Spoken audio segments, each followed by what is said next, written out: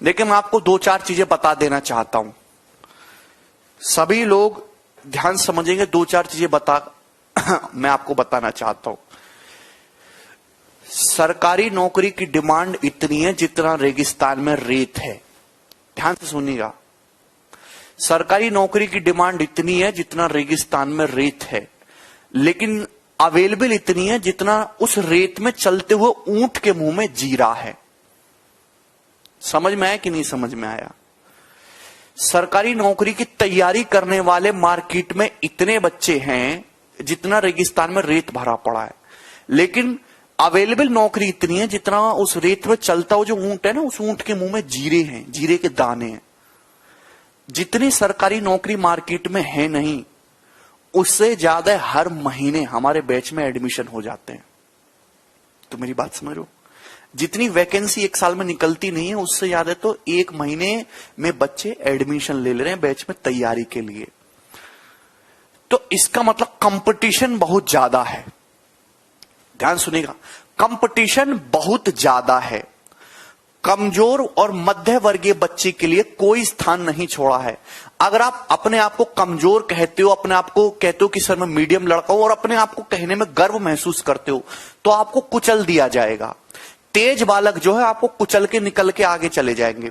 दो चीजें होती हैं, ध्यान से सुनिएगा, दो चीजें। एक होती है नॉलेज, एक होती है स्पीड। मैं सीधी सीधी बात करने वाला टीचर हूं, मीठा बोलने वाला नहीं हूं। मीठा बोल के भला नहीं होने वाला कलयुग है। सीधा बोलो, कड़वा बोलो, सही बोलो, कड़वा बोलो। अपने आपको कभी भी कमजोर या मध्य वर्गीय कहने में गर्व महसूस मत करिए, कुचल दिए जाओगे। तेज बालक आपको रौंद के आके निकल जाएंगे। आपको नौकरी अपने हक की नहीं लेनी है, दूसरे की नौकरी छीन के अपने हक की नौकरी बनानी है। समझ में आया ना? दो चीजें होती है, नॉलेज और स्पीड। अगर आपके पास नॉलेज है, स्पीड नहीं है, आपका सिलेक्शन बिल्कुल भी नहीं होने वाला।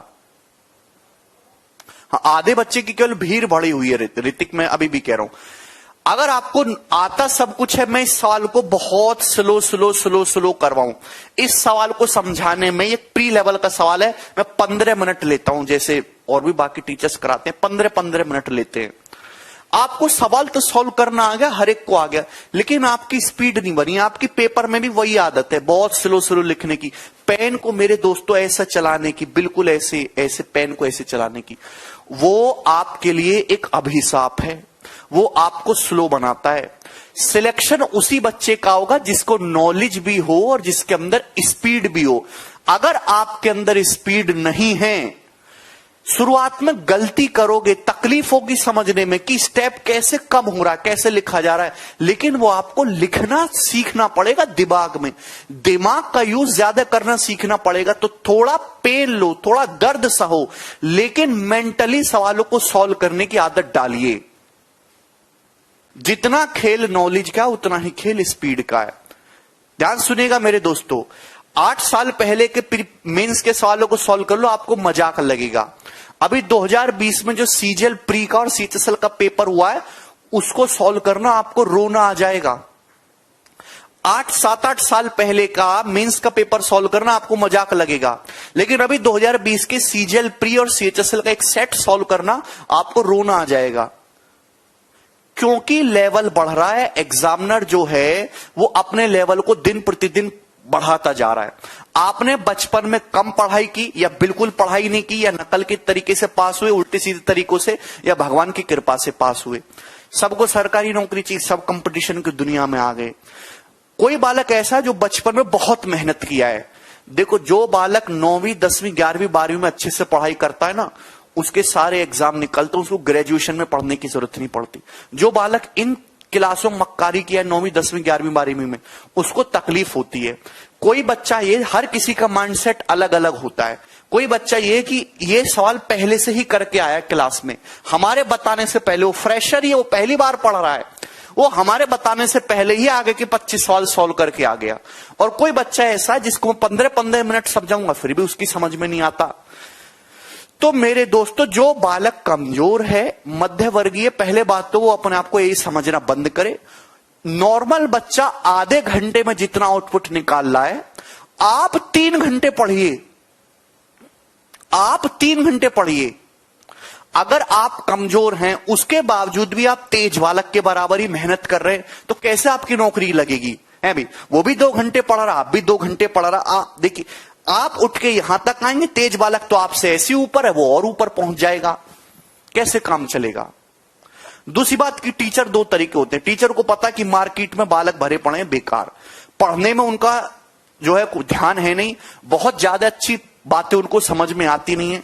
अब जैसे कंपटीशन है, यहां तक सवालों का लेवल आता है पेपर में, टीचर यहां से शुरू करता है, यहां पे जाके खत्म, क्योंकि मुझे पता है इससे ऊपर के बच्चों का जो है मेरे दोस्तों दिमाग काम करना बंद कर देता है इससे ऊपर। मैं ऐसा नहीं हूं। यहां तक अगर एग्जाम का लेवल है तो मैं यहीं से पढ़ाना शुरू करूंगा और मैं इसके बराबर या इससे ऊपर जाने की कोशिश करूंगा। ठीक है, आपको तकलीफ हो, रोना आए, समझ में ना आए, रोज ही को दीवार में सर मारो, आई डोंट केयर। मुझे पता है कि एग्जाम में इस लेवल तक की चीजें आनी है तो आपको पढ़ना ही है। मैथ को बेस्ट करने का केवल एक ही तरीका है, प्रैक्टिस प्रैक्टिस प्रैक्टिस। जो बच्चा जितना ज्यादा प्रैक्टिस करेगा, जो बच्चा जितना ज्यादा प्रैक्टिस करेगा, उसका गणित इतना मजबूत होगा। सिंपल सी बात है, जो बच्चा जितना ज्यादा प्रैक्टिस करेगा उसका गणित इतना मजबूत होगा। आप 6 से 8 महीने लगा के लगातार डेली 100 सवाल लगाओ, डेली 100 सवाल प्रैक्टिस करो, आपका गणित अपने आप मजबूत होगा। 6 से 8 महीने तक लगातार बिना एक भी दिन गैप करे, कंसिस्टेंसी होनी चाहिए। आज तो 4 घंटे पढ़ ले, 3 दिन तक पढ़े ही नहीं, कोई फायदा नहीं होने वाला। या एक दिन 15 घंटे पढ़ ले, 1 हफ्ते मौज ले लिए, कोई फायदा नहीं होने वाला। डेली 4 ही घंटा पढ़ो, पर 8 महीने तक लगातार पढ़ो, आपका गणित अपने आप मजबूत होगा। एक दिन में किसी को कुछ भी नहीं समझ आने वाला है।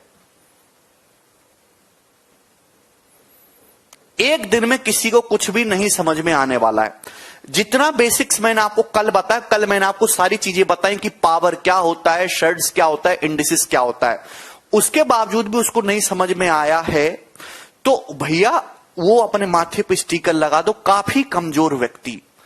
अब उसके देखो 2 रास्ते, या तो थोड़ा दर्द सहे, 3-4 महीने इंतजार करे। साउथ की फिल्में हम देखते, देखने में बढ़िया लगते हैं, समझ में नहीं आती अच्छी तरीके से तमिल लैंग्वेज में, फिर भी देखते हैं, तो आप उसको फिल्म की तरह देखते रहो। 3-4 महीने बाद जो है आपके दिमाग का लेवल बनेगा, समझ में आना शुरू होगा। पेशेंस रखो, पेशेंस रखिए बेटा, धीरज रखिए, धैर्य रखिए, एक दिन में मजबूत नहीं होने वाला। अब प्रैक्टिस कहां से करनी है? प्रीवियस ईयर सवाल। आपको सबसे पहले प्रीवियस ईयर सवाल प्रैक्टिस करना है। 8 से 9 महीने का टाइम लगता है। ये साल 2021 चल रहा बेटा, चीजें बहुत चेंज हो चुकी है। दुनिया अब आपके हिसाब से नहीं चलती, दुनिया जो है एग्जामिनर के हिसाब से चलती है। मेरी बातों को मानो, मैं तुमको बिल्कुल सही सलाह दे रहा हूं। गधे मत बनो, एक सही और अच्छे बालक बनो। प्रीवियस ईयर सवाल जो है प्रैक्टिस करने हैं आपको। पिछले 4 सालों में जितने भी पेपर हुए हैं, आप चाहे जैसे कोई बच्चा CHSL एग्जाम की तैयारी कर रहा है, तो पिछले 4 से 5 सालों के CHSL के प्रीवियस ईयर पेपर डाउनलोड कर लो इंटरनेट से। इंटरनेट से डाउनलोड कर लो। हमारा टेलीग्राम चैनल है, उसमें हमने पिछले सालों के सारे प्रीवियस ईयर पेपर को कंपाइल कर रखा, उसको डाउनलोड करो, उसका प्रिंट आउट निकलवाओ और वो सवाल सॉल्व करना शुरू करो। सबसे पहले प्रीवियस ईयर क्वेश्चन प्रैक्टिस करना है, जिस एग्जाम की तैयारी कर रहे हो आप उसके बाद केवल आपको अब 8-10 साल पुराने सवाल करने की जरूरत नहीं है, 7375 कुछ नहीं। जो पिछले 4-5 सालों में जो अच्छे और बेस्ट सवाल आए हैं TCS वाले, नए पैटर्न के कैलकुलेटिव क्वेश्चन, पहले कैलकुलेशन वाले सवाल नहीं आते थे, अब कैलकुलेटिव सवाल आते हैं, तो उन्हीं कैलकुलेटिव सवालों को सॉल्व करो जो पिछले 4 से 5 साल में आए हैं।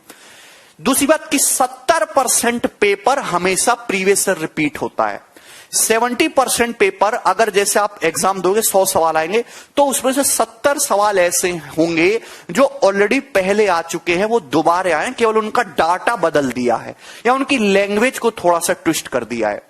हमारा चैनल है मैथ्स बाय गगन प्रताप करके टेलीग्राम चैनल, वहां से आप PDF डाउनलोड कर लो। आपको सीएचएसएल के सारे पेपर सॉल्व करने 4 से 5 सालों के, आपको सीपीओ के सारे पेपर सॉल्व करने हैं, आपको सीजीएल प्री के सारे पेपर सॉल्व करने हैं, आपको सीजीएल मेंस के सारे पेपर सॉल्व करने हैं, आपको सीडीएस के सारे पेपर सॉल्व करने हैं। अगर आप केवल पिछले 4-5 साल के प्रीवियस ईयर पेपर्स भी लगाओगे तो ये 4 से 5,000 क्वेश्चन होता है मेरे दोस्तों, 4 से 5,000 क्वेश्चन होता है। आप पर डे 10 सवाल लगाते हो। कल आपकी क्लास हुई, आपने खुद से पढ़ के देखा, आपने आगे की शीट खुद से सॉल्व करके देखी? 90% बच्चों ने नहीं की। फिर कहते सर हमारा गणित मजबूत नहीं होगा। जब तक आप दुख दर्द लेके खुद से एफर्ट नहीं मारोगे तो कैसे काम चलेगा?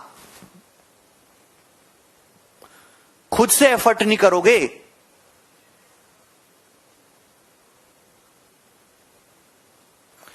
टॉपिक वाइज पढ़िए बेटा, टॉपिक वाइज। जरूरी नहीं कि टॉपिक को सॉल्व करने के लिए आपका कोर्स कंप्लीट हो बेटा, पहले से करना सीखो। ये सब चीजें क्या तुमने बचपन में पढ़ी नहीं है? बचपन में क्या तुमने घास खाई है? ये सब चीजें सारे आपने क्या 9th 10th 11th 12th में पढ़ा नहीं है? सब कुछ पढ़ा है।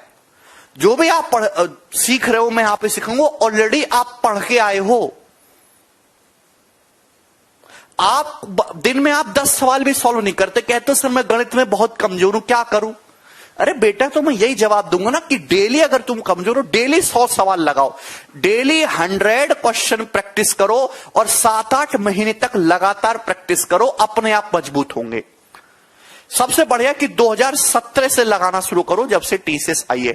2017, 2018, 2019, 2020 पिछले 4 सालों के लगाओ। जिस बच्चे को समझ नहीं आया है तो बेटा उसका गणित काफी कमजोर है, एक दिन में समझ आना नहीं शुरू होगा। उसकी वजह से मैं अपनी स्पीड को आधा का आधा नहीं कर सकता। जो बिल्कुल खत्म बालक है 3-4 महीने बाद उनको आना शुरू होगा। एक ट्यूनिंग बनती है, एक ट्यूनिंग बनती है मेरे दोस्त। 3-4 महीने तक ऐसे देखते रहो गधों की तरह, एक दिन आपका दिमाग में थोड़ी नसें खुलेंगी और आपको फटाक से उठोगे तो समझ में आना शुरू होगा। समय लगता है चीजों में। तेज बालक है वो हमारे लिखने से पहले समझ जाएगा कि मैं क्या लिखना चाह रहा हूं। आपको मैंने जो सलाह दी कि आपकी समझ में आई। दूसरी बात, पेशेंस रखिए, पेशेंस, धीरज रखिए। एक दिन में नहीं होने वाला कुछ भी।